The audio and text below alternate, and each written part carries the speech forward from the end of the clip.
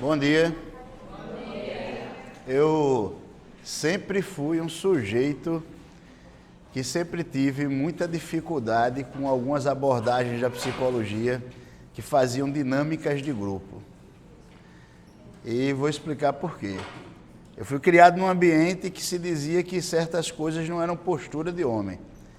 Então, o homem não dançava, o homem tinha que ter uma postura específica. Aí eu acreditei nisso durante muito tempo. Depois eu vi que para ser homem não tinha nada a ver com isso.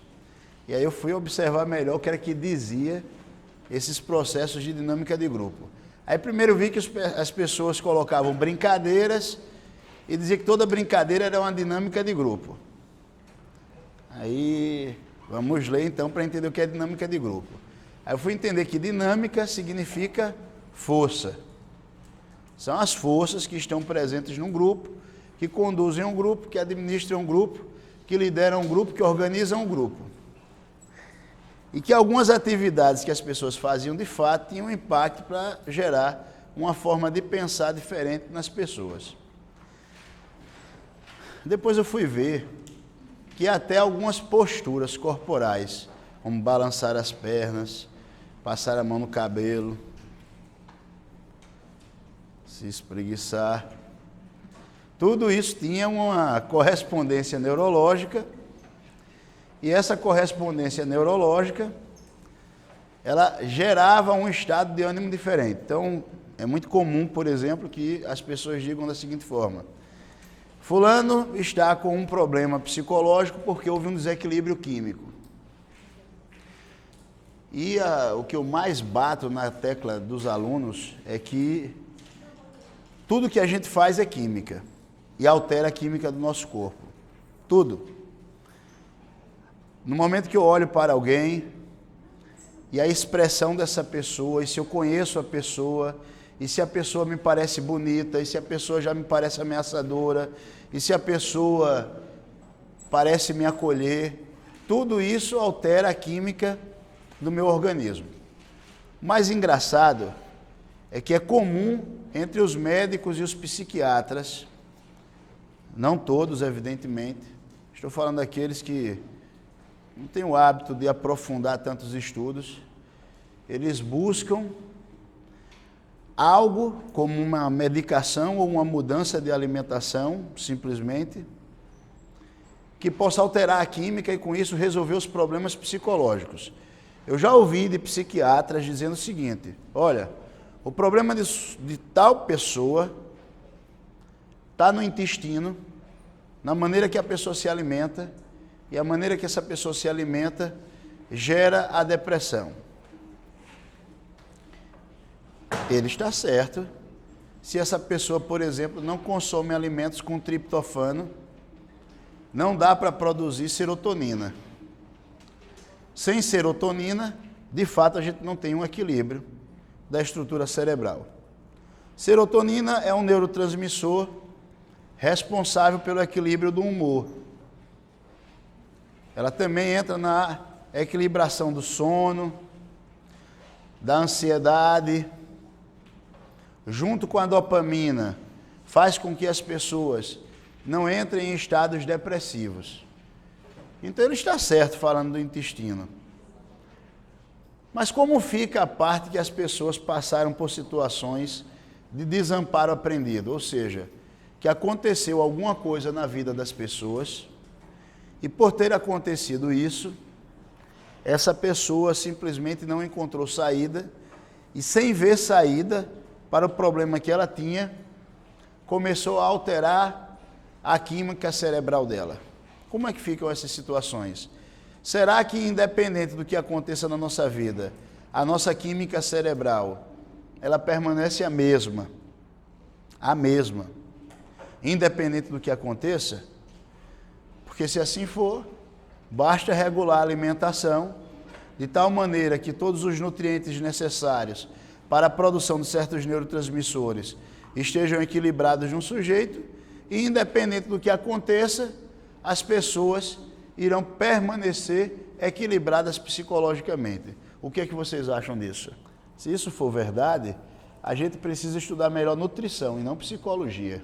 Se for só, na verdade, uma questão de desequilíbrio intestinal e os acontecimentos, o que se processa na vida das pessoas, não impacta diretamente no equilíbrio químico, da produção química do cérebro, então a gente precisa, na verdade, estudar nutrição. Agora, o que a gente faz, o que eu faço, o que você faz, como, por exemplo, balançar as pernas, que é um indicativo de ansiedade, aí não precisa ser uma ansiedade grande, pode ser uma ansiedade tênue. E quando a gente agita as pernas, isso causa uma certa tranquilidade. As pessoas, quando estão só também, elas apresentam um comportamento que outros primatas também apresentam, que é se autoacariciar ou se consolar. Principalmente em situações que alguma coisa que representa perigo aconteça. Só que algumas posturas corporais, conforme os estudos dos primatologistas, junto com neurocientistas, primatologistas são pessoas que estudam primatas, junto com os neurocientistas, dizem que sobem alguns hormônios e reduzem outros. Aí é onde entra a história lá das dinâmicas de grupo. Aí, por exemplo, eu já fui para algumas empresas em que as pessoas gritavam "Ah!" E gritar isso resolve o quê? Vocês acreditam que isso pode alterar alguma coisa? Eu vou convidar vocês para ficarem de pé, levantar o braço aqui agora, assim a gente gritar "Ah!" Pode ficar em pé, moça. Essa pode ser a primeira. A gente vai fazer duas coisas, tá certo? Uma que provavelmente faz com que a gente fique para baixo. Aí a gente vai fazer primeiro esse para terminar fazendo aquilo que faz com que a gente se sinta mais para cima. Parece uma brincadeira, mas não é brincadeira. Uma das coisas que a gente faz e precisa exercitar as pessoas que vão a consultório ou que vão buscar ajuda para a gente, é primeiro porque as pessoas elas ficam se autoestimulando. Se acontece alguma coisa triste, a pessoa pega aquele evento triste e ela começa a se autoestimular diante da tristeza. Exemplo, uma pessoa teve que se separar porque foi traída e aí ficou triste pela traição. Digamos que essa pessoa tivesse filhos e aí ela fica, ai, perdi meus filhos, nunca mais vou ver meus filhos, perdi minha esposa, ou a esposa, perdi meu esposo, meus filhos vão crescer com problema, não vai ser mais do mesmo jeito.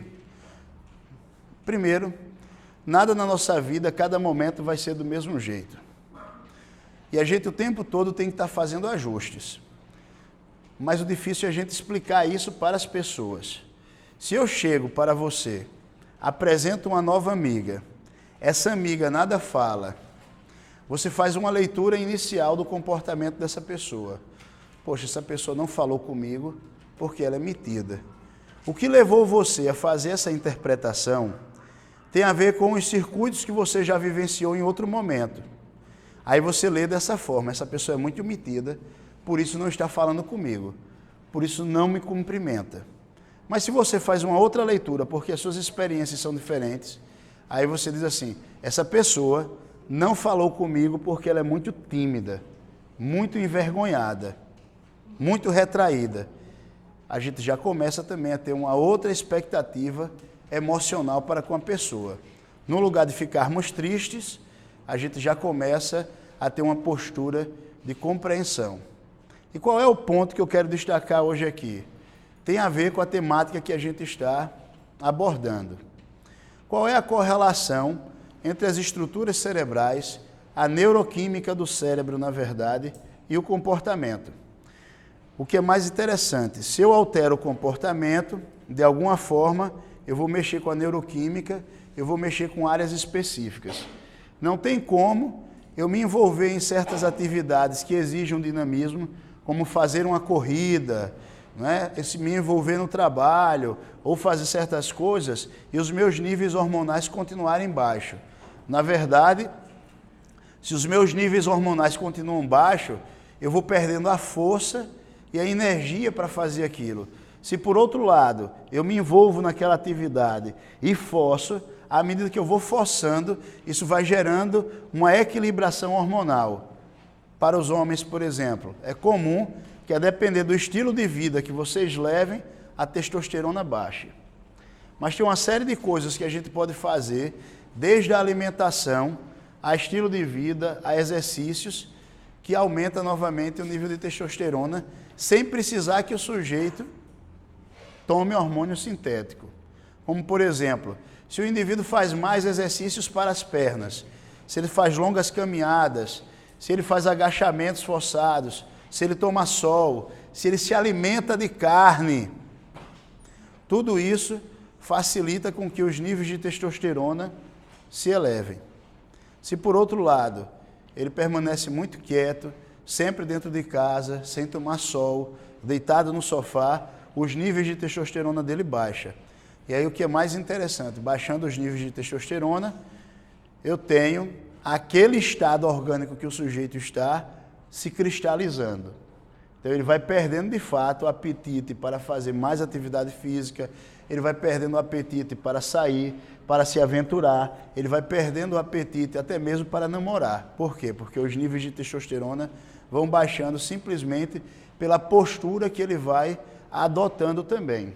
Do mesmo modo, quando a gente adota posturas corporais, em que a gente fica muito retraído, muito envergonhado, se a gente então começa educando os pacientes para mudarem o estilo de vida e mudar também a postura que eles adotam no cotidiano, a gente tem aí uma fórmula para que as pessoas possam também encarar a vida de uma outra maneira. Não é à toa que uma pessoa vai oferecer resistência, outra pessoa vai oferecer menos resistência. Tudo isso tem a ver com a disposição e com a organização que essa pessoa tem estruturalmente nela.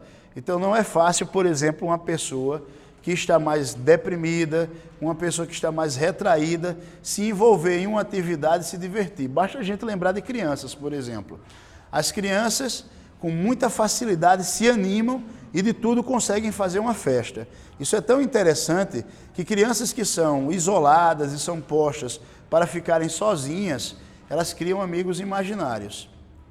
E criam esses amigos imaginários pela necessidade que a estrutura cerebral dela tem de brincar, de conversar, de criar as atividades ali para se divertir. Então tudo isso dá um indicativo de como o cérebro, na verdade, ele precisa do mote. A gente vai poder fazer um paralelo, por exemplo, quando as pessoas entram na adolescência.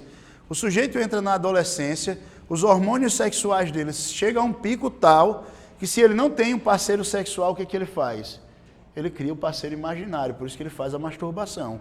A masturbação nada mais é do que a imaginação de um ato sexual para que o sujeito possa, na verdade, efetivar aquilo que o cérebro dele, naquele momento histórico, ou seja, pela maturação do organismo, pela maneira que o organismo precisa, dispara aquele evento.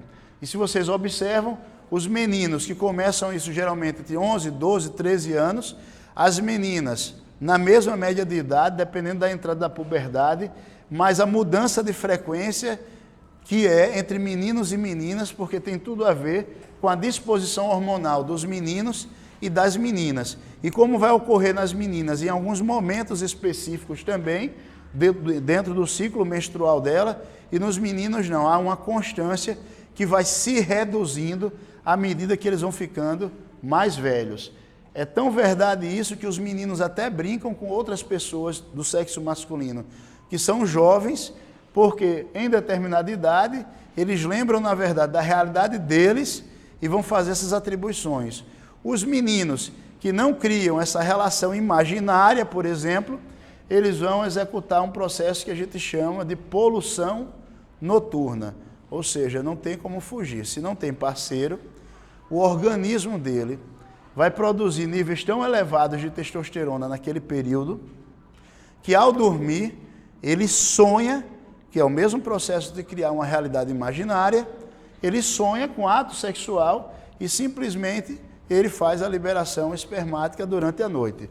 Por quê? Porque o organismo dele, naquela fase, grita de toda forma. Assim como as crianças, é o mesmo processo que eu estou tentando deixar claro aqui, veja, uma programação natural do organismo. E aí, quando o sujeito está numa fase mais juvenil, que ele é muito pequeno, quando ele é criança, se você não dá aquele aparato de outros coleguinhas para ele brincar, ele cria, ele imagina um coleguinha para fazer isso. Se nós pegamos também um ser humano adulto e isolamos ele, veja que nós adultos precisamos interagir com as pessoas de uma maneira mais complexa. Basta isolar a pessoa e aí o que acontece? Essa pessoa ela vai simplesmente adoecer e enlouquecer. Ainda ontem eu estava relendo um caso na França, que foi no início do século passado, foi no final do século retrasado, mas a moça só foi achada no início do século passado. Ela passou 25 anos presa dentro de casa. Ela era uma moça muito bonita, de uma cidade francesa, e se apaixonou por um rapaz. Ela era de uma família nobre, uma família que tinha muitos recursos na França, e a família primava muito pelo status e pela aparência. Mas aí ela se apaixonou, ela sendo muito jovem, com 18 anos, se apaixonou por um homem que tinha mais de 40 anos, já tinha filhos e era separado. E aquilo ali era como se fosse manchar o nome da família. Então a mãe dela pegou ela inicialmente, trancou ela no porão, no sótão de casa, e esperava que dentro de alguns dias ela dissesse que teria desistido do homem. Mas ela disse que não abriria mão do amor dela. E aí o tempo foi passando e ela dizia que não abria mão, passou-se muito tempo, mais de 1 ano, 2 anos, 3 anos, 4 anos, o pai dela morreu e ela continuou lá, sem ver luz do sol, nunca era limpada as fezes dela, nem lugar para urinar existia, e jogavam-se apenas comida para ela. Ela tinha 2 irmãos e a mãe, que ainda moravam na mesma casa. Ela primeiro gritou muito tentando sair, depois ela viu que não adiantava, aquele estado de desamparo aprendido que a gente já ouviu falar em outro momento, não já disse em outro momento aqui sobre desamparo aprendido, que é quando você coloca o sujeito em uma condição aversiva e não dá chance de escapatória a ele. Isso é suficiente para baixar os níveis de dopamina e de serotonina do sujeito, o que coloca ele praticamente num estado depressivo. Então, depois de alguns anos, ela já não gritava mais, já não resistia mais, mas continuou trancada nesse porão. E assim foram se passando 10, 20, 25 anos, até que alguém, ninguém sabe quem até hoje, fez uma carta anônima e levou até a polícia, dizendo que essa jovem estava presa. Isso no início do século passado, foi quando ela foi libertada. Então a polícia não conseguia acreditar, foi até a casa e pediu licença para fazer uma inspeção completa na casa e, quando chegou em determinado ponto da casa, sentiu um forte mau cheiro, um odor muito grande. Então, guiados por esse mau cheiro, eles abriram e viram um quarto vazio. Escuro, então eles tentaram iluminar, quebrando alguns pontos da parede do quarto. Estava em posição praticamente fetal no canto lá, uma mulher esquelética. O que é interessante é que existem fotografias dela antes, e como ela é bonita, como ela era linda. Isso, exatamente, ela foi encontrada com 20 e poucos quilos, você já viu? É 24 ou foi 26? Com 24 ou 26 quilos, mas ela era uma das moças mais bonitas da cidade. E se você a visse agora, era uma coisa, uma imagem terrível, magérrima, não é? Totalmente isolada ali. E aí o que essas pessoas alegaram? Disseram que na verdade ela era mantida presa porque ela tinha problemas mentais. E por isso a deixaram presa sempre, por conta dos problemas mentais dela. E aí o que acontece? A mãe foi presa, algum tempo depois faleceu a mãe, o irmão também foi levado a julgamento, mas alegou que a irmã de fato tinha problemas de sanidade mental. E aí o que é mais interessante? Foram feitos todos os exames e avaliações na moça e constatou-se que ela de fato tinha problemas mentais. Tanto é que ela passou o resto da vida em um hospício. Mas quem é que ficaria são depois de 25 anos preso? Quem é que ficaria equilibrado, pensando bem, de maneira coerente e ordenada, depois de passar 25 anos em um porão, sem ver a luz do sol, sem ter contato com nada? Com déficits de vitaminas que só são formadas, né, como vitamina D, tudo, e outras nutrições. A pessoa comendo o que era dado, sem limpar fezes, nada, defecando e urinando, e tudo ficando ali exposto, dentro de um porão pequeno. Então, esse caso, ele serve para a gente perceber bem que a nossa sanidade depende da relação que a gente adota, das posturas que a gente adota no mundo. Se eu quero ser saudável, eu tenho que viver num ambiente saudável e tenho que adotar posturas saudáveis também. Qual é o grande problema? A gente tende a cristalizar padrões de comportamento. O que significa isso, cristalizar padrões de comportamento? Se eu sou tímido, se eu não tenho muita habilidade, eu vou tendendo a adotar a postura de timidez, que aí eu tenho que colocar a postura de timidez como a inabilidade para o sujeito ser extrovertido ou apresentar outros comportamentos de contato e de relação. Mas o que é mais importante e mais interessante, isso vocês devem registrar e não esquecer. As pessoas próximas a uma pessoa tímida, elas irão adotar uma postura de aproximação num esforço maior, o que gera uma certa comodidade no sujeito que é tímido. Ele vai criando o hábito de perceber ou de entender que são os outros que devem vir. Ele não deve. Porque o fato de ir até o outro é difícil para todo mundo. Para quem é tímido e para quem não é tímido. Ou eu estou mentindo? É fácil quando a gente precisa falar com as pessoas, cumprimentar as pessoas, ser educado com as pessoas. Isso tem um peso para todo mundo. Não é difícil só para quem é tímido. Mas a gente vai se educando, vai quebrando essa barreira, vai se esforçando, vai tendo contato.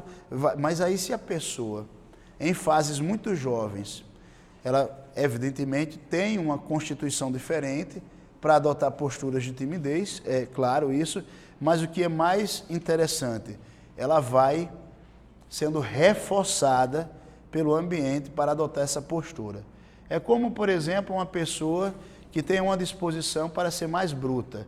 Uma pessoa que tem uma disposição para ser mais bruta, ela vai fazendo as brutalidades e vai dando certo, e vai dando certo, e aquilo ali vai se cristalizando e ela vai aprendendo que ganha muito sendo bruta. Aí o que acontece? Para depois mudar aquele padrão de comportamento, fica um pouquinho mais difícil. Por que vai ficar um pouquinho mais difícil? Porque deu certo durante muito tempo agir daquela maneira.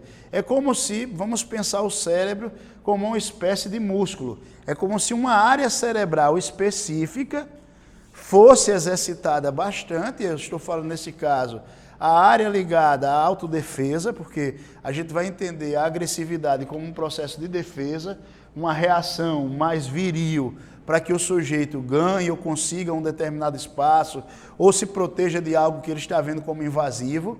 Então, a pessoa vai aprendendo a adotar essas posturas num vigor maior e aquela área, aquela estrutura cerebral vai ficando mais fortalecida. Exato. E aí eu vou explicar de outra maneira, com outro exemplo também. Isso. Aí, por exemplo, se eu tenho uma postura mais agressiva, geralmente vai se associar a mim pessoas que não são assertivas. Por quê? Porque essas pessoas não assertivas, mais passivas, elas tomam a pessoa agressiva como modelo, como referência. Vai, fulano, tu que tu tem coragem. Vai, tu que tu faz. Vai, você que você tem. Ela acaba dentro de um grupo específico. E esse é o processo da dinâmica de grupo que eu estou falando. Como o grupo acaba estabilizando padrões. Estão entendendo? Se tem alguém que brinca muito em um grupo, por exemplo, faz piadas e brincadeiras constantes. Quando alguém dá uma deixa ou faz alguma coisa, o grupo meio que já cria a expectativa que surja uma piada ou que aquela pessoa específica faça algo engraçado naquela situação. Se tem alguém com a característica de exercitar mais a cabeça de maneira estratégica, intelectual, dentro de uma pergunta, dentro de uma situação específica, todo mundo meio que cala esperando que aquela pessoa específica se pronuncie. Eu estou sendo claro? E isso é interessante porque essa dinâmica vai se estabelecer em outros setores da vida. Por exemplo, a gente está vendo como pode inicialmente haver um fator genético muito pequeno e não muito diferenciado, mas dentro da dinâmica do grupo, isso acaba sendo fortalecido e reforçado. Vocês estão entendendo? É como vai interagindo fatores biológicos com os fatores sociais. E aquilo ali vai ganhando, de fato, muita força. E o que é mais interessante, a gente pode usar uma linguagem que Nicolau Maquiavel já utilizou, que as pessoas vão se tornando escravas de si mesmas. O que é isso, se tornar escravas de si mesma? Se a pessoa age com paciência, com equilíbrio nas situações, mas existe uma situação específica que essa pessoa precisa agir com mais vigorosidade, com maior firmeza e até uma certa agressividade, eu disse, fulano, nessa situação você precisa agir com vigorosidade, você precisa ser enérgico nessa situação. A resposta dessa pessoa quase sempre vai ser, eu sempre resolvi as coisas com calma, não é agora que eu vou ser diferente. E aí vai e simplesmente lasca-se. Não é assim que acontece? Por quê? Porque estava claro que naquela situação não era para agir com calma, mas o sujeito está escravizado na própria história, escravizado nos próprios condicionamentos. O mesmo acontece no contrário. A pessoa sempre agiu com vigorosidade, de maneira enérgica, com brutalidade. O que vai acontecer? A situação exige uma certa calma, uma certa estratégia, uma espera. Mas aí a pessoa diz, rapaz, essa situação é para você agir com calma. É para você avaliar. Você diz, calma nenhuma, rapaz. Isso aqui eu sempre agi, eu sei como é o que eu faço, não vem me dar lição, não. E aí vai agir com brutalidade e o que é que acontece? Lasca-se também. Então, as pessoas vão ficando escravas delas mesmas. E se a gente pudesse não se escravizar na gente e observar, na verdade, o que o contexto em que a gente está inserido exige da gente, a gente daria respostas melhores à situação. E é isso que a gente precisa fazer também no ambiente terapêutico, porque a gente vai ver um monte de escravos chegar lá, mas não são escravos nem da sociedade, nem disso, nem daquilo, como as pessoas pensam. São escravos da própria história, escravos do próprio modelo de condicionamento. E parte do que a gente faz é ensinar essas pessoas a avaliar a própria história de condicionamento para construir modelos operantes diferentes. Eu estou conseguindo ser claro? Veja, o sujeito, ele se modela de tal maneira que naquela situação ele vai para agir daquela maneira. O que a gente vai ensinar, em muitos casos, é o indivíduo meio que pisar no freio. Avalia se de fato esse padrão que você tem de resposta é o melhor padrão. Consulta outras pessoas que são experientes nessas situações para avaliar se existem formas melhores de resolver. Quando a gente constitui o sujeito dessa maneira, a gente potencializa o poder de ação dessa pessoa. Sempre que uma pessoa consegue elaborar melhor, consultar pessoas que já tiveram experiência no assunto, que já resolveram de uma determinada forma, essa pessoa ela não vai cessar o senso de criatividade dela. Muito pelo contrário, ela pode potencializar, porque ela pode agora avaliar os modelos que já foram adotados e se o dele não é um modelo inovador, que pode funcionar também. Inclusive fazer testagens com maior cuidado em situações que não são de risco, para em uma situação de risco posterior, ele fazer a entrada com maior eficiência. Só que para a gente nesse momento, porque vocês vão ter tempo lá na frente do curso, para entender melhor essas dinâmicas, para a gente nesse momento, eu preciso que vocês entendam o seguinte apenas, da postura corporal que a gente adota, até o que a gente faz no nosso cotidiano, isso regula também tanto as áreas cerebrais que são ativadas na nossa cabeça, como a neuroquímica do nosso cérebro. Se uma pessoa age intempestivamente ou com maior agressividade, as coisas vão dando certo para ela dessa forma, essa pessoa vai criando uma disposição hormonal também específica, uma maneira de agir específica, de tal maneira que ela só consegue casar, juntar, equilibrar-se com amigos, com parceiros que atendam a essa dinâmica. E aí entra muito bem o que você falou, a história do vício emocional. O vício emocional, a gente entende que as emoções são geradas pela neuroquímica do cérebro, que por sua vez tem relação direta com os eventos, com os acontecimentos. Então, se uma pessoa ela adota o comportamento de lamúria, de lamentação. O que é lamúria? O que é lamentação? O que é uma pessoa que adota o comportamento de lamúria, de lamentação? O que é isso? Autopiedade. Eu poderia dizer que lamúria, na verdade, é a pessoa que reclama de absolutamente tudo. Nada está bom. Então, a lamúria ela pode ir tanto para uma conotação agressiva, como pode ir também para um contexto de lamentação, de tristeza. É muito comum que a lamúria ela vá para uma conotação, às vezes, e é mais comum de agressividade, de revolta, de insatisfação. Nada está bom. Alguém tem algum irmão assim, que aqui não tem ninguém assim, a gente não é desse jeito, nunca a gente é. É sempre irmão, colega, amigo, o namorado, o outro. A gente não é. Aquela pessoa que reclama de absolutamente tudo, que nada está bom, que tudo chateia, até o vento no cabelo chateia. Ah, que bexiga desse vento aqui, né? Tudo chateia essa pessoa. Tudo chateia, tudo abusa. Ai, a voz de fulana já está me abusando, né? E se fulana falar fino, observem, a voz fina da colega lhe irrita mais. Você já parou para pensar por quê? A voz fina da colega irrita mais? A coitada da mulher que tem a voz fina, as outras, essa lambisgoia é a vozinha dela. Não é assim que vocês fazem? Isso dá abuso só de ver ela falar. Quando ela vem com a vozinha dela, ai, fulana, tudo bem? Eu sinto abuso já naquilo ali. Já ouviram alguém fazer isso? Alguém já fez, vocês nunca fizeram. Estou falando de alguém, já ouviram? Já viram, não já? Perfeito, eu também já vi fazer. Por que é que a voz fina de outra mulher irrita? Se você grava, por exemplo, aí você menstruou hoje, o primeiro dia, tá certo? Aí você conta 1, 2, 3 e grava. 1, 2, 3, 4, 5, 6, 7, 8, 9, 10. Aí, desse dia da menstruação, em média, 14 dias depois você vai estar ovulando. Só que antes do 14º dia, já ali para o 10º dia em diante, os seus hormônios começam a modificar o seu organismo de tal maneira que você fique mais receptiva. Aí a sua voz começa a afinar. O 1, 2, 3, 4, 5, 6, 7, 8, 9, 10 que você contava vai ficar 1, 2, 3, 4. E isso não é porque você controla, são os próprios hormônios que vão alterando.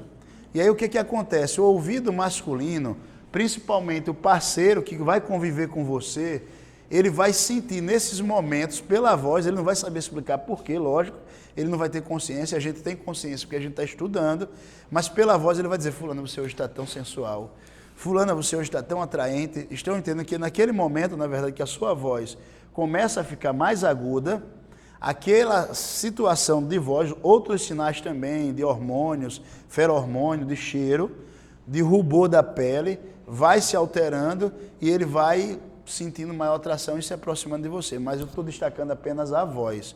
Aí, como a voz, então, é uma sinalização, quanto mais aguda, de maior receptividade sexual, e existe um processo de competição natural entre os seres humanos, aí é natural também que uma mulher que dentro de um grupo se destaque por ter uma voz mais fina, há uma tendência que essa mulher tenha, de fato, hormônios femininos e maior receptividade sexual que as outras. Então, o que vai acontecer? Essas outras mulheres, elas, de maneira inconsciente, eu estou falando da parte automática do cérebro, a parte primitiva, elas sabem que aquela mulher pode provocar mais atração no público masculino. Então, o que elas fazem? Sabotam.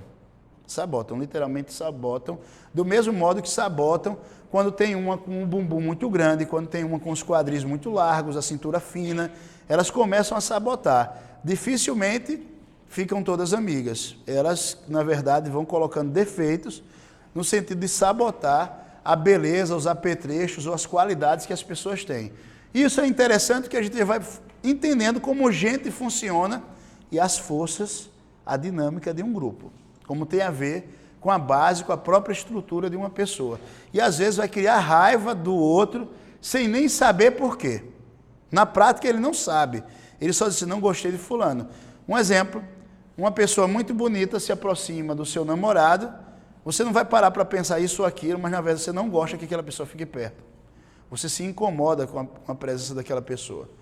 E se incomoda porque, de fato, aquela pessoa representa uma ameaça. Com isso, a gente vai entendendo como o cérebro cria cálculos, que é um processo que a gente já vem discutindo há um bom tempo. Ou seja, ele cria cálculos de como ele deve agir naquela situação específica. Se aquilo representa uma ameaça, aquilo não tem que estar próximo de mim, nem das pessoas que eu gosto. Aquilo tem que estar distante, afastado, e é interessante que eu tenha raiva também disso, para que isso não volte a se aproximar. Não é assim que funciona? É automático. E aí, por isso, que à medida que a gente estuda, a gente consegue lidar com isso de uma maneira diferente. Eu não estou falando para a gente naturalizar o processo, estou falando para a gente entender como a gente funciona e ser superior ao processo. Porque entendendo como funciona, a gente já vai perceber que não é o santo que baixa, ele avisa. Não é o seu orixá que não bateu com o orixá de fulano. Não é porque você tem sexto sentido e sentiu que alguma coisa vai acontecer. Até pode ser que alguma coisa aconteça. Então, por isso que vocês adotam uma postura. Mas seria muito mais humano, digamos assim, humano no sentido de humanidades clássicas, no sentido da humanidade que as pessoas tentam desenhar hoje, se vocês mantivessem a formalidade e a educação com o outro e procurassem trabalhar melhor as relações particulares que vocês têm, sem simplesmente serem guiados pelos hormônios ou pela competição primitiva. A gente seria muito mais avançado se a gente conseguisse frear as coisas nesse sentido. Estou sendo claro? Então vamos lá, o que a gente aprendeu até o momento? Que a maneira que uma pessoa se exercita para agir, seja ela brincalhona, seja ela agressiva, seja ela tímida, ela exercita mais algumas áreas cerebrais. Isso pode acontecer com a tristeza também, com a tristeza. Uma pessoa que, por exemplo, aconteça um evento triste e, de certa maneira, ela é amparada pelos amigos, pelos familiares, dentro daquele evento triste que ocorreu, e praticamente todos nós somos condicionados a gostarmos um pouco da tristeza. Isso parece contraditório, mas eu vou explicar por quê. Veja, quando a gente é pequeno, qual é o momento mais provável da gente obter a atenção do nosso pai e da nossa mãe? Qual é o momento mais provável da nossa mãe nos abraçar, fazer muito carinho e dizer, calma, calma, tenha calma.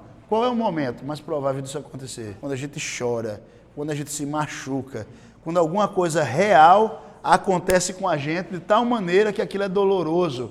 Aí alguém vai lá, nos acolhe, nos abraça, passa a mão na gente e diz assim, tenha calma, mamãe está aqui, eu te amo. Ou o pai faz isso também.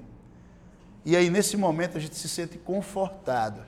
Então, embora pareça contraditório, paradoxal, uma coisa que não tem relação com a outra, tem uma profunda relação, porque a gente vai sendo educado desde pequenininho a associar que sempre que a gente tem uma tristeza muito grande, as pessoas devem nos consolar. As pessoas devem, de alguma maneira, no grupo em que nós estamos, nos abraçar, nos acolher. E então, a gente pode ir criando, na verdade, uma relação de dependência, uma relação doente no processo. Ou seja, eu passo a adotar com frequência posturas de tristeza, de lamentação, e o que é pior, eu não adoto isso de maneira simulada. Eita, fulano está ali, eu vou fingir que eu estou triste agora. Não é assim que funciona. Na verdade, esse sujeito, a estrutura cerebral dele, vai produzindo determinados neurotransmissores, na verdade reduz o nível de dopamina, de serotonina, norepinefrina, então cria um estado em que o organismo se torna viciado, ou seja, o cérebro se habitua a funcionar dentro daquela regulagem. Eu estou sendo claro agora? Um sujeito enfurecido e que fica com raiva constantemente, tudo aborrece ele, tudo ele tem raiva. A neuroquímica dele se equilibra com determinados tipos de neurotransmissores e neuropeptídeos. Uma pessoa que se habitua à sexualidade, de tudo dela resolve com sexo, como uma pessoa que tudo resolve com comida. Então é uma regulagem também específica de neurotransmissores e neuropeptídeos que aquela pessoa se habitua. Qual é a nossa grande dificuldade? Veja, a indústria farmacêutica, junto com os médicos, eles vão lá e tentam reequilibrar o sistema, aplicando alguma medicação que reestruture isso, para que o sujeito não entre na relação de dependência que o sujeito tem. Só que o vício, nesse caso, ele é psicológico também. Em outras palavras, os circuitos cerebrais estão desenhados, foram moldados para funcionar daquela maneira. Aí você toma a medicação, o indivíduo tem um equilíbrio, mas ele não sabe obter respostas satisfatórias do ambiente de outra maneira. Eu estou sendo claro, não? Aí o que ele faz? O caminho cerebral que ele tem é aquele, ou da tristeza, ou da agressividade, ou de qualquer outra coisa que não seja compatível com uma vida saudável dentro de um grupo. E aí o que acontece? Ele vai forçando novamente a estrutura, às vezes mesmo medicado, para entrar naquilo que as pessoas vão chamar de desequilíbrio. Na verdade é o estado de equilíbrio dele. Eu estou sendo claro ou não? É desequilibrado para a gente. Para ele é a maneira que ele encontra o equilíbrio. Em outras palavras, é a maneira que ele encontra consequências no ambiente. É a maneira que ele encontra as consequências que ele precisa para se afirmar enquanto pessoa. É adotando aquela postura comportamental. Então a gente está vendo aqui que se uma pessoa trabalha, por exemplo, ela é cadeirante e o tempo todo anda numa cadeira de rodas, que não é uma cadeira de rodas automática, quando você olha para os braços dessa pessoa, ela é extremamente musculosa. Se uma pessoa, por outro lado, faz muita caminhada, corre muito, se exercita, você olha as pernas dessa pessoa, é ciclista, alguma coisa assim, essas pernas são muito musculosas também. O que a gente não olha é para dentro do cérebro, para entender como uma área específica também se modela e se fortalece. Mas veja, à medida que a pessoa se habitua a fazer determinada atividade, ela padroniza um modelo de ação. Ou seja, ela constrói um repertório comportamental.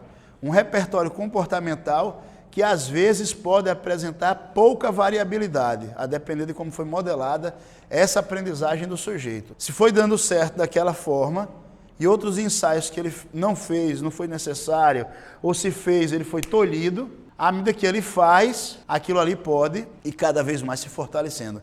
Vamos para um exemplo bem simples. Eu sou seu namorado, tá certo? Aí eu sempre trato com grosserias. Aí funciona bem, de certa maneira, porque você responde. Aí, em um momento, essas grosserias chegam no patamar que você diz assim, para mim chega, acabou. Aí eu, poxa, não funcionou. Não é natural que no primeiro momento eu já modifique o comportamento, muito pelo contrário, a tendência é que eu intensifique no primeiro momento. A gente chama isso de curva da extinção. Aí eu vou lá e intensifico padrões agressivos.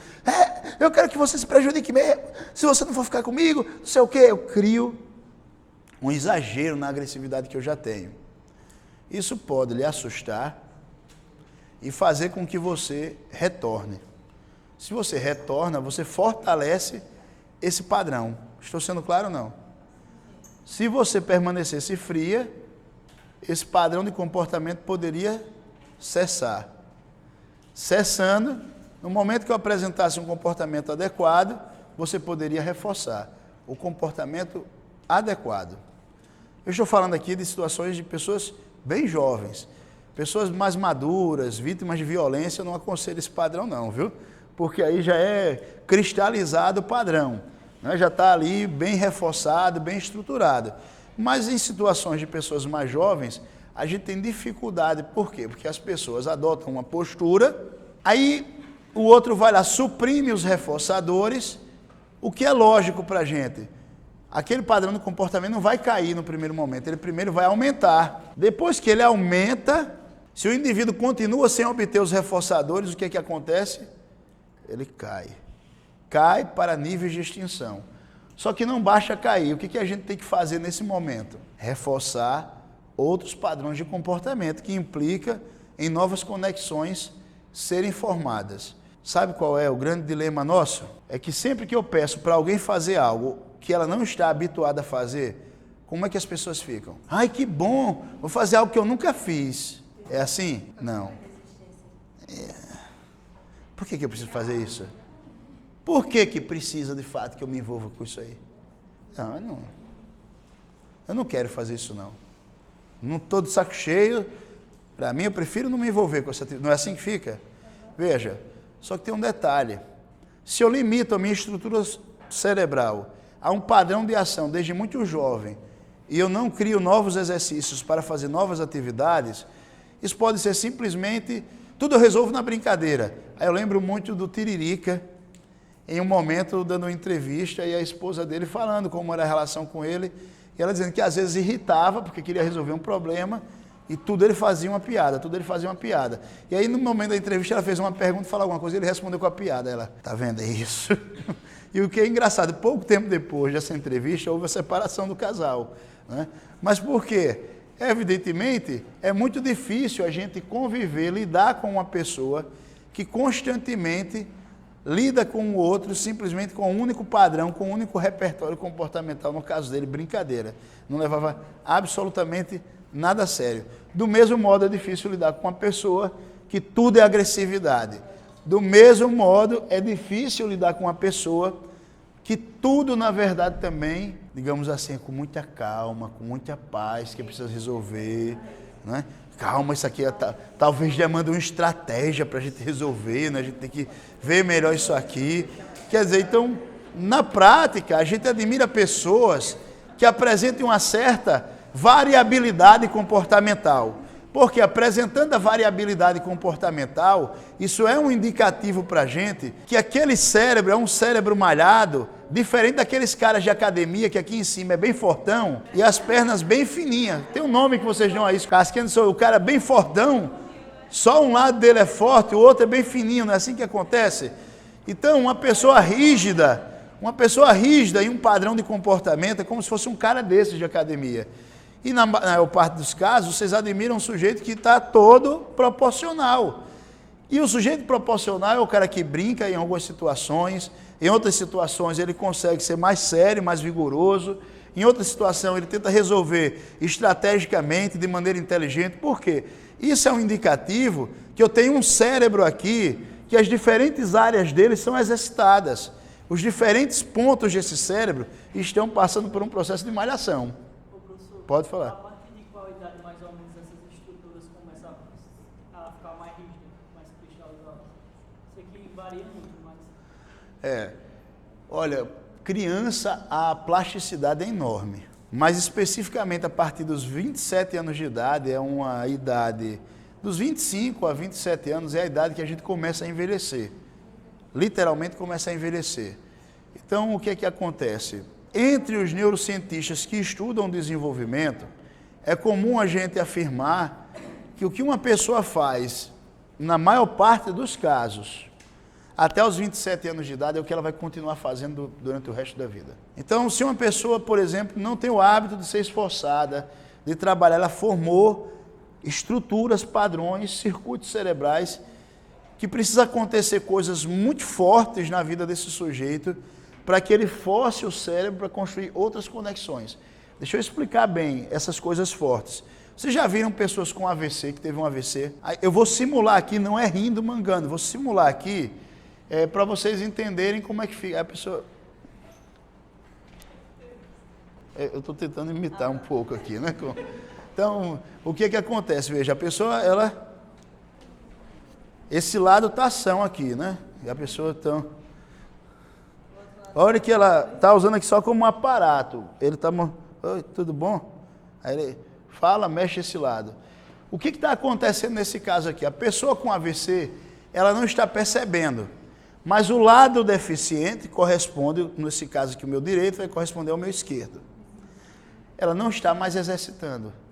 Ela está fortalecendo, na verdade, o que ela já tem. Então, o que ela faz? Veja, ela movimenta o que ela já tem, ela força, ela simplesmente arrasta o outro lado, até prende o lado deficiente. Os fisioterapeutas hoje já sabem disso, mas isso é resultado de estudos neurocientíficos. O que se faz na verdade? Imobiliza-se e amarra-se o lado bom. E aí o indivíduo tem que forçar o lado ruim. E à medida que ele força, somente o sujeito que força muito, o cérebro vai se obrigando a criar novas conexões. Estão entendendo?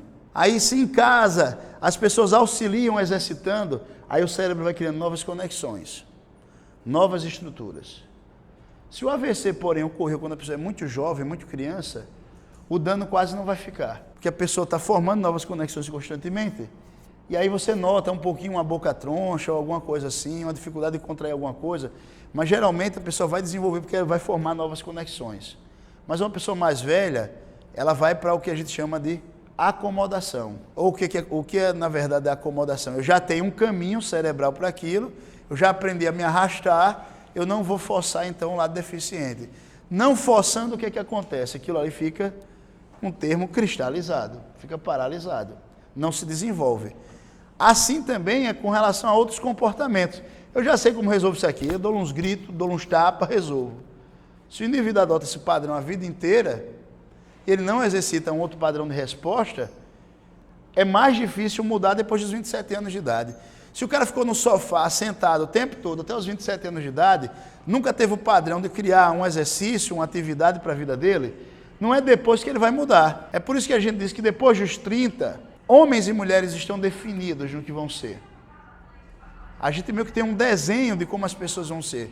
Professor, e não muda mais de jeito nenhum? Eu estou falando isso, que não muda mais de jeito nenhum. A plasticidade cerebral existe sempre, sempre.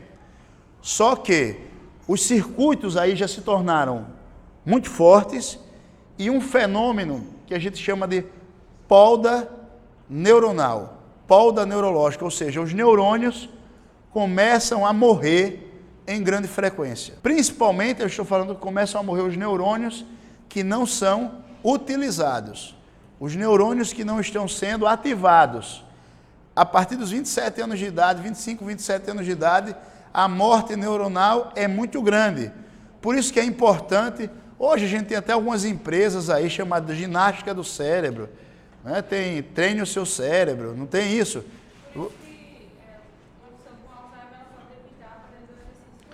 Ela minimiza. Uma pessoa com Alzheimer, ela tem uma programação genética que facilita a degeneração do cérebro. O meu, o seu e o cérebro de todo mundo vai se degenerar. O meu, o seu de todo mundo vai se degenerar. O corpo de todo mundo vai se degenerar. Mas se a gente exercita e tem cuidado com a alimentação, o que acontece? A degeneração é menor. Então, a mesma coisa acontece com o cérebro. Se você está sempre lendo coisas novas, procurando aprender... Eu vou usar um exemplo, eu brincando com meu pai, né? A gente foi pescar esse final de semana, e aí eu falando para ele de umas estratégias de pesca, eu disse, por que o senhor não vai exercitar de fazer rede de pesca, não compra um barquinho, vai fazer alguma coisa aí?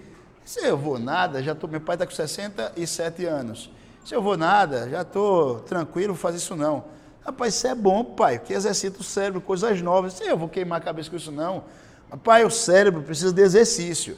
Se o senhor não ficar fazendo exercício para aprender coisas novas, aí o seu cérebro atrofia. Diz, não, eu exercito essas coisas jogando dominó, conversando com a turma, resolvendo problemas assim, quer dizer, então ele de fato está fazendo alguma coisa, o dominó não é o melhor caminho, ele está se negando a fazer as coisas que poderia exercitar, mas ele disse que está pelo menos articulando e sempre negociando com outras pessoas.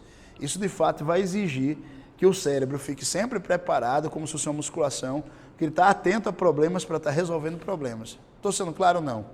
O ruim é quando a gente para, não quero me ocupar com o problema, não quero ler, não quero aprender nada novo, e aí fica acomodado. Na acomodação, de fato, aumenta o processo de morte neuronal. Aí uma pessoa que já tem disposição a desenvolver o Alzheimer, ela vai desenvolver isso com mais força. Recapitulando, a depender da postura que a gente adota, a gente altera a nossa química, a gente altera também as nossas estruturas cerebrais.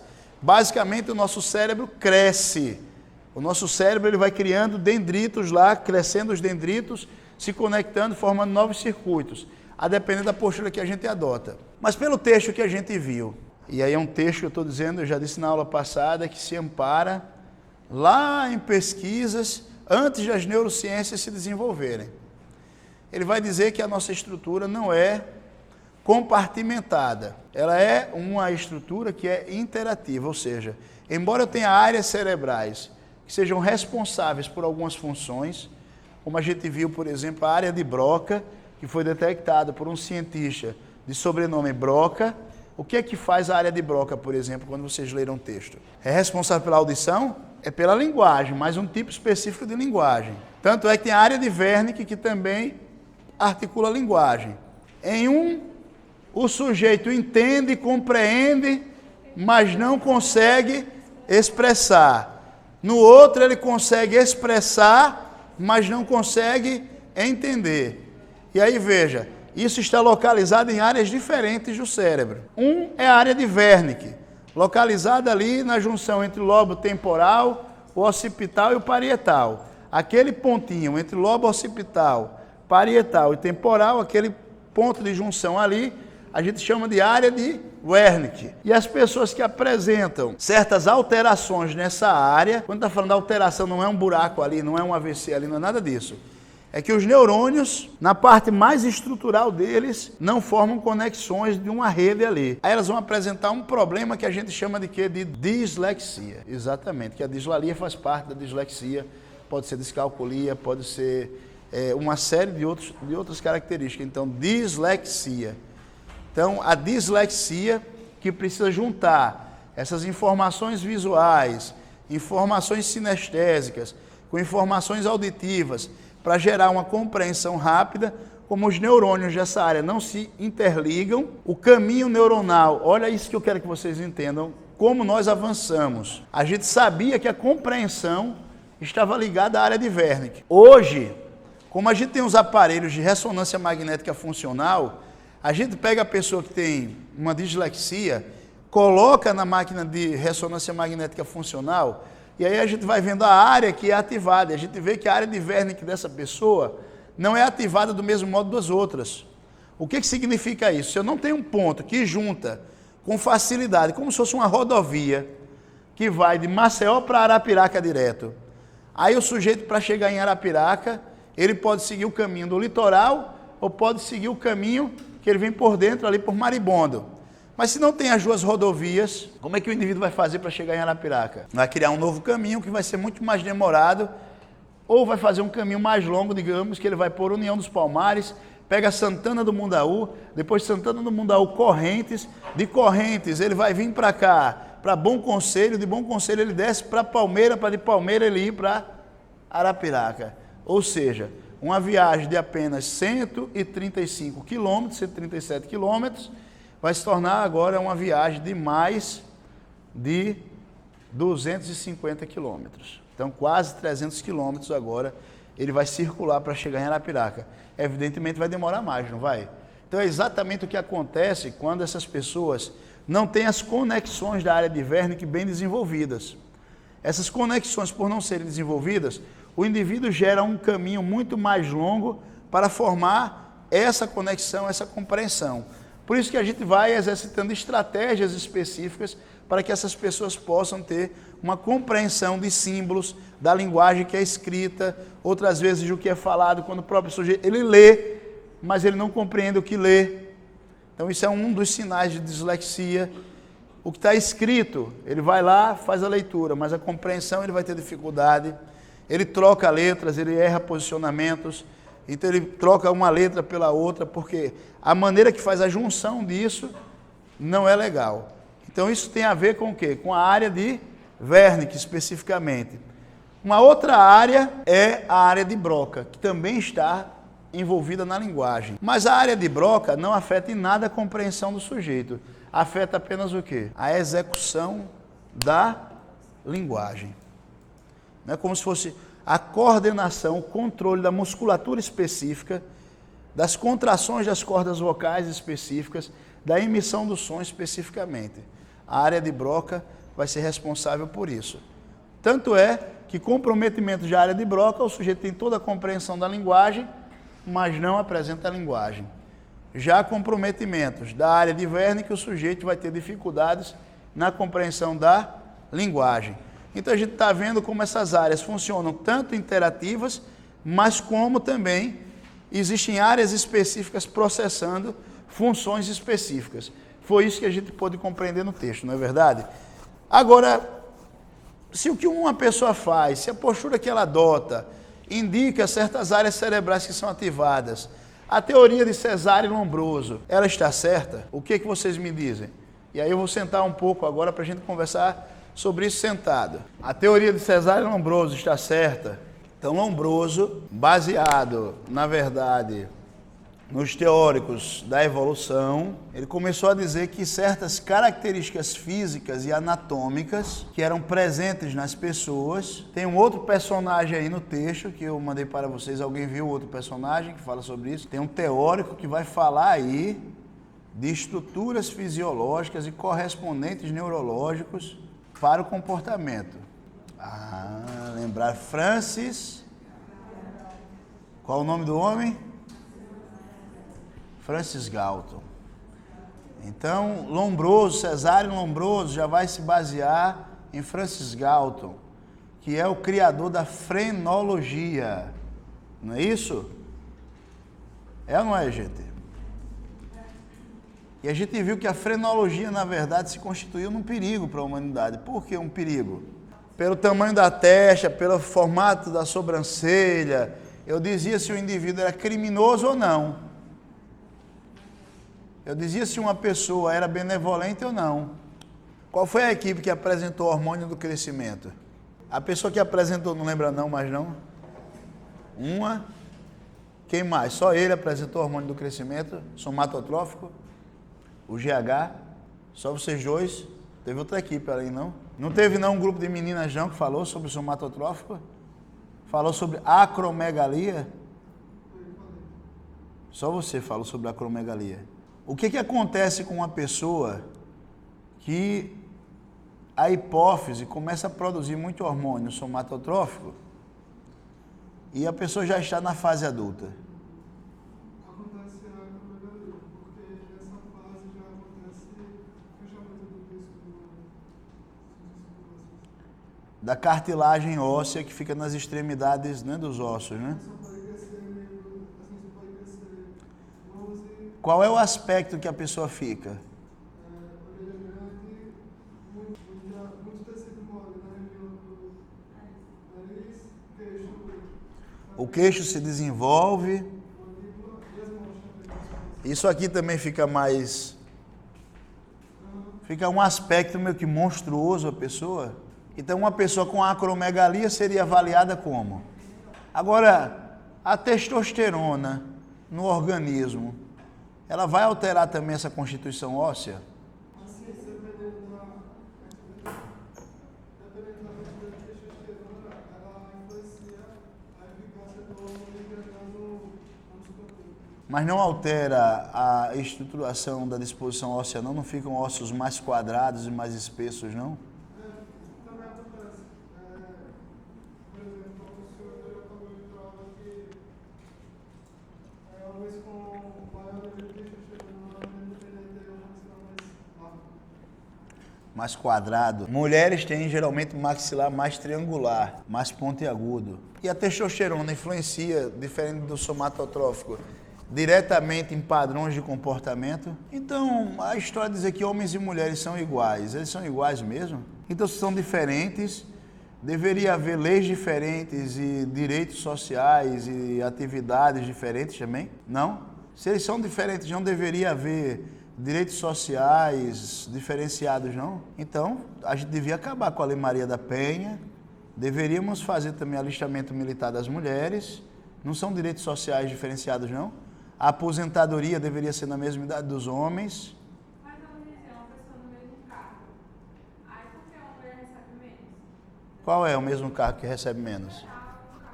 Falaram isso para você e você acreditou, mas me dê um exemplo. Professora, entrou no mesmo tempo que eu aqui. Não? Mas como é que é isso? Dê um exemplo de uma empresa que você conhece. Dê um exemplo? Pois é. Eu também já vi esse monte de vídeo. Na prática eu não vi. Desempenhando o mesmo cargo, eu não vi. Empresa pública nenhuma, em legislação nenhuma eu vi. Empresa privada, a não ser que tenha alguma função diferente. Agora, aposentadoria. Não é um direito social diferenciado, não? Alistamento militar. Lei Maria da Penha. Mulher pode ser presa pela Lei Maria da Penha. Mulher agrediu o companheiro. A Lei Maria da Penha nela. É assim? Não, a Lei Maria da Penha é só para punir homem. Então, diferenças biológicas implicam também direitos sociais diferentes, porque argumenta-se a igualdade, mas não é igualdade, argumenta-se, na verdade, para equilibrar as diferenças. Estão entendendo? Porque o pessoal vai tanto na ideia da igualdade, que esquece, na verdade, que pela diferença a gente precisa equilibrar, precisa aceitar a diferença e não afirmar que é igual. Isso não é ser preconceituoso, muito pelo contrário, isso é criar justiça. Isso é construir justiça social. Dúvidas? Então eu vou perguntar mais uma vez.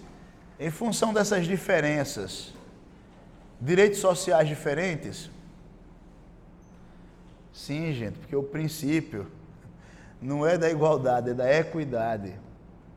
Então a gente reconhece as diferenças e por reconhecer as diferenças a gente trabalha para o equilíbrio. Trabalha para equilibrar aquilo que está naturalmente diferente. Aí eu vou perguntar agora mais uma vez, dúvidas até aqui? Porque é tanto discursos em que é vítima, né? Que aí vem um palhaço como eu e mostra que na verdade, legalmente é beneficiado e diz assim, esse cara tá doido, né? Eu continuo acreditando, é muito vídeo na internet dizendo o contrário. Pois é. Mas legalmente, estruturalmente, o Estado está aí para proteger muito mais as mulheres. Se não protege, tudo é outra história, mas a estrutura é para proteger, para garantir direitos, para facilitar, na verdade. Então, as exceções vão existir, mas o processo é montado dessa forma. Como eu estava dizendo, o lugar de vítima é ótimo. A gente se acostuma com ele, né? O lugar de que eu reclamo, que eu sou injustiçado. Eu faço isso também quando eu estou no meio de gente branca, assim, que eu sou índia, porque eu sou índio, tal. O povo fica fazendo isso, né? Que tomaram a minha terra, invadiram aqui. E aí parece até que sou machista, né? Com isso, né? Bom, gente, estudar as diferenças, entender as diferenças, para trabalhar, na verdade, o equilíbrio, não é ser injusto, tá bom? E é nesse sentido que a gente tenta trabalhar o processo. Existem áreas cerebrais que são responsáveis por funções específicas. Isso já ficou claro para a gente. Então agora, o que é que eu faço, por exemplo, se eu tenho uma criança com dislexia? Se eu já sei que existe uma área cerebral específica que apresenta problemas. O que é que eu faço agora se eu tenho uma criança com afasia? O que é que eu faço agora se eu tenho uma criança com o que a gente chama de transtorno déficit de atenção? Transtorno por déficit de atenção, hiperatividade, o TDAH. E aí eu vou explicar, em termos de estrutura cerebral, o que que acontece. Uma criança com TDAH, ela tem um hiperfuncionamento do sistema límbico. A gente já viu onde é que é localizado o sistema límbico, não já viu? Lembra? Do sistema límbico, lembra? Pronto, então, a gente tem um hiperfuncionamento do sistema límbico, que está ali nessa estrutura acima do tronco encefálico, pegando todo o diencéfalo, área do giro do cíngulo e parte do lobo temporal. Essas estruturas a gente chama da estrutura do sistema límbico. Ele está, nesse caso, hiperfuncional, ou seja, superativo. E o lobo frontal dessa pessoa está hiporativo, hipofuncional. Ou seja, não funciona na atividade que deveria. Aí eu recebo uma pessoa, por exemplo, que já tem 45 anos, vamos colocar, um homem. Aí, bicho, fiz um bocado de coisa na minha vida assim, que nunca levei a sério, nunca aprofundei. E sou casado e minha mulher reclama que eu não trabalho e tal. Eu acho que eu tenho déficit de atenção. Mas não existe nenhum sinal de déficit de atenção no sujeito. O que existe de maneira clara é que o sujeito teve recursos e formas para sobreviver sem fazer esforço, sem precisar se concentrar ou desenvolver uma atividade específica. Por que que então essa pessoa está apresentando para si mesma e para os outros o diagnóstico de que acha que tem déficit de atenção? Alguém tem uma hipótese sobre isso? Porque é melhor assumir que tem essa especificidade do que assumir que ele tem a preguiça para se esforçar. Mas a preguiça em si a gente vai estudar aqui, vai ver que ela também não existe. Por exemplo, você pode ser um preguiçoso. Se eu lhe dou, na verdade, todos nós somos preguiçosos. Se eu lhe dou uma rede, levo toda a comida que você precisa, namorada, tudo certinho, sem você fazer força, por que você vai fazer força? Por que você vai se movimentar para ter isso? Se deitadinho, quieto, ou só reclamando e chorando, você já tem. Então não desenvolve também. Estou sendo claro, não? Mas ter o diagnóstico é como no passado, a culpa não é minha, é do demônio. A gente antigamente entendia que a pessoa estava com depressão, era uma espécie de demônio que tomava conta. O menino era muito danado, era outro tipo de demônio que tomou conta. A gente só mudou a ideia do demônio para patologia. Desse jeito a gente não corrige nada, não ajuda nada. Fulano tem isso, porque tem isso, então acabou-se, morreu, ele não pode fazer nada. Esse tipo de diagnóstico é nocivo, é lesivo. É diagnóstico de internet para justificar. Eu só sei que eu tenho transtorno bipolar. Não, já estou sério agora. É bipolar, eu sou bipolar. Agora eu já estou sério, né?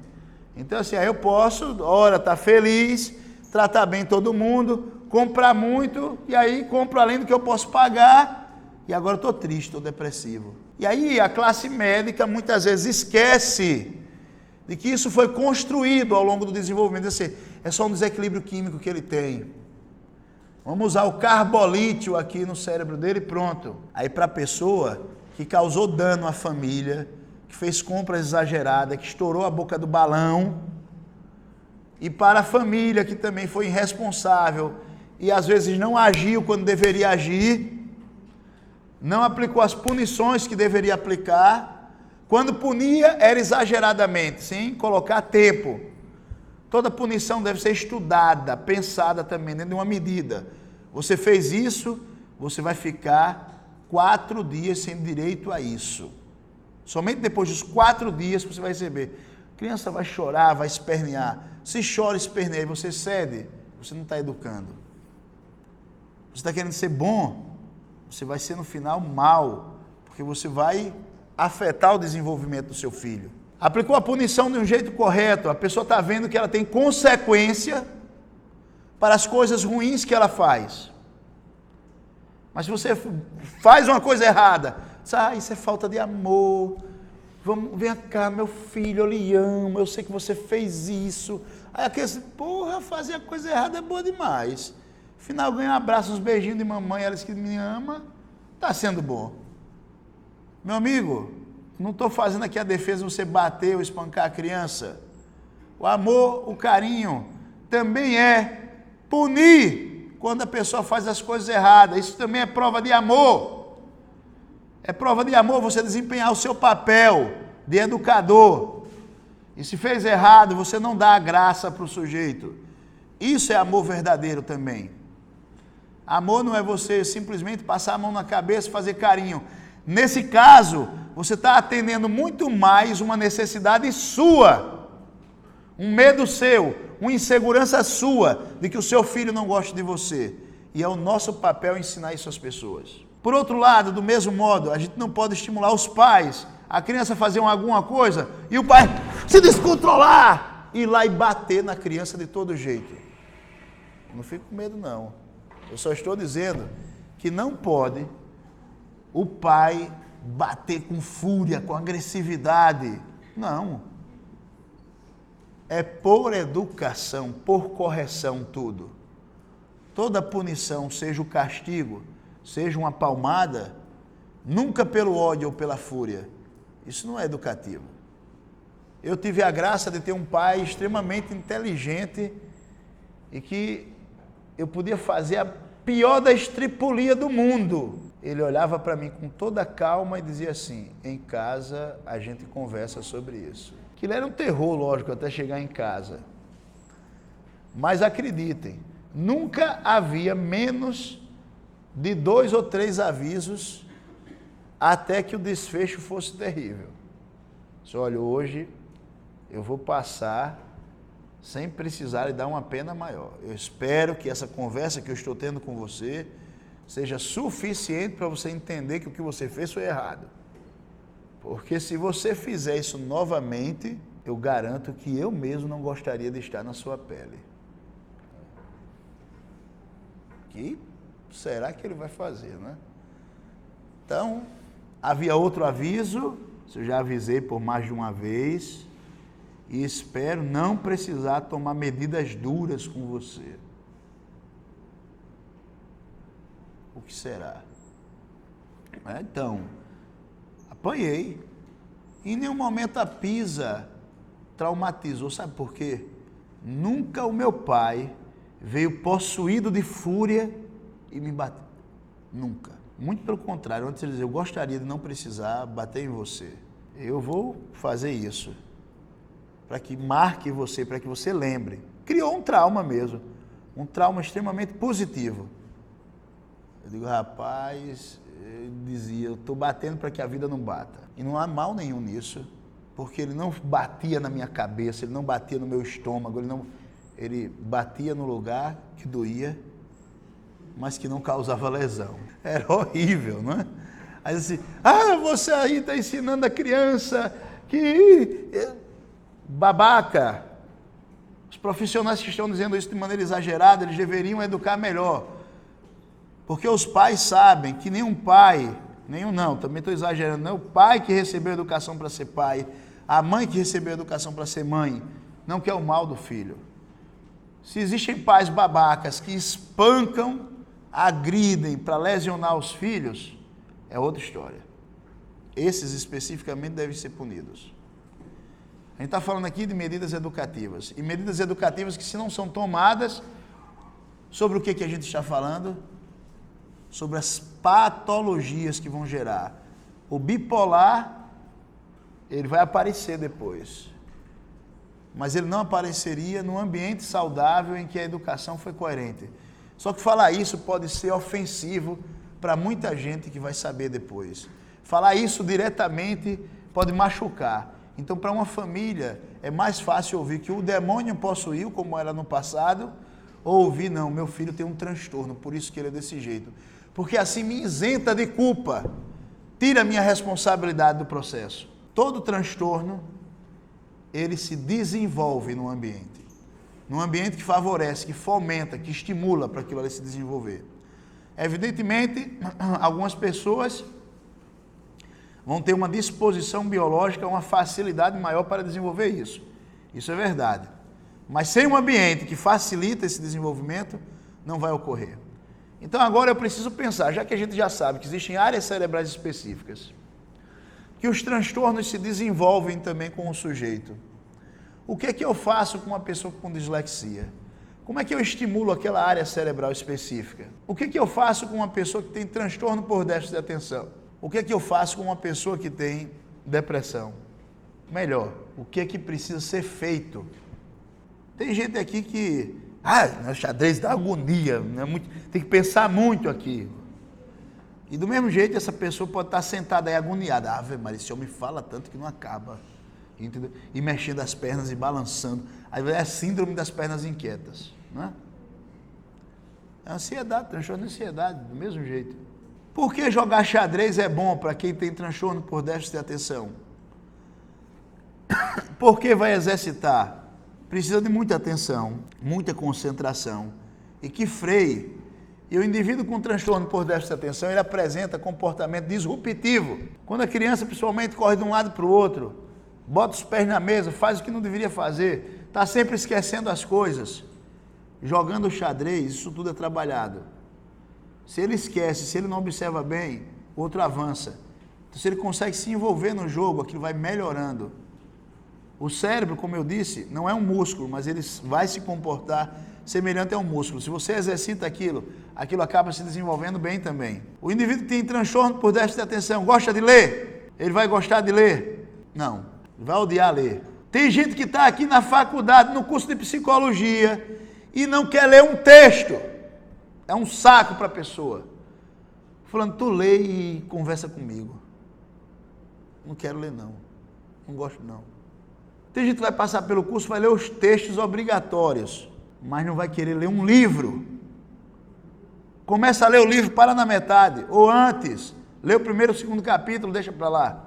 Ou seja, está cheio de gente precisando de diagnóstico, e no lugar de procurar o profissional, eu vou estudar psicologia, que é melhor, que assim eu fico sabendo, ninguém me trata, né? Mas não estuda. Por quê? Está cheio de problema que impede ele de estudar. Estou mentindo? Estou não. Não. Quem vem estudar psicologia sabe. Então, gente, se o indivíduo tem um problema chamado dislexia, ele não pode usar o problema para justificar que ele não vai fazer determinada atividade. É assim que quase sempre profissionais incompetentes têm lidado com o problema. Não, a gente pode dividir, pode dar mais tempo para que ele exercite melhor, dar um prazo para que ele se desenvolva melhor, mas suprimir a atividade dele simplesmente vai fazer com que ele de fato não exercite aquela aptidão, aquela habilidade específica. Então a gente cria assim um mundo de faz de conta, que o sujeito ele vai avançando porque tem problemas. Tem problema, então ele avança. E o bonito, na verdade, é se o indivíduo, mesmo com problemas, consegue responder ao que está posto. Esse deveria ser o nosso papel.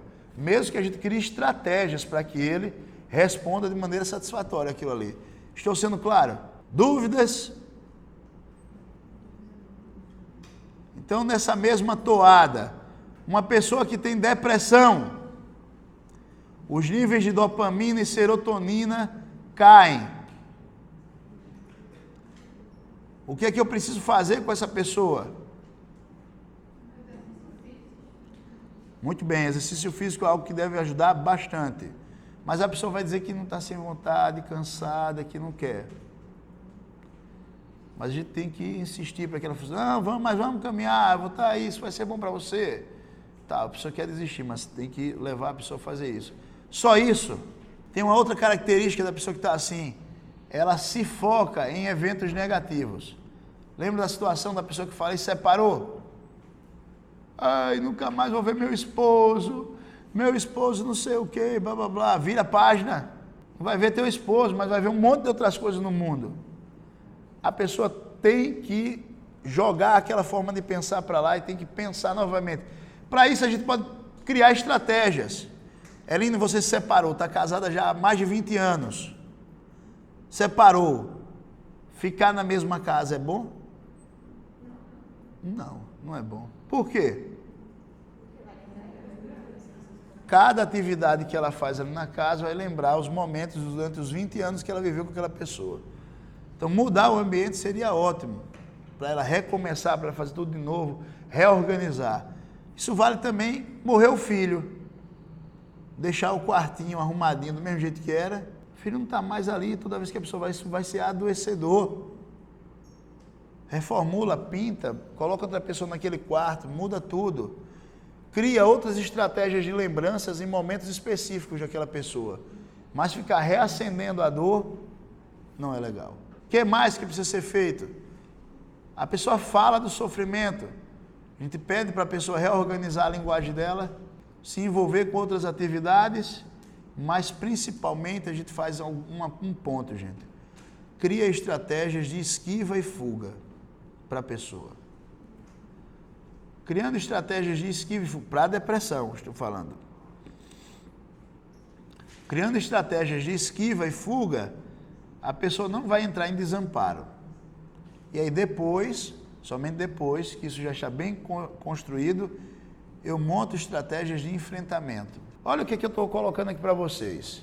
Estou dizendo que para cada transtorno psicológico, a gente tem que montar um protocolo e uma estratégia específica para lidar com a pessoa. Há dúvidas até aqui? Então, muito obrigado pela atenção. Por hoje é só.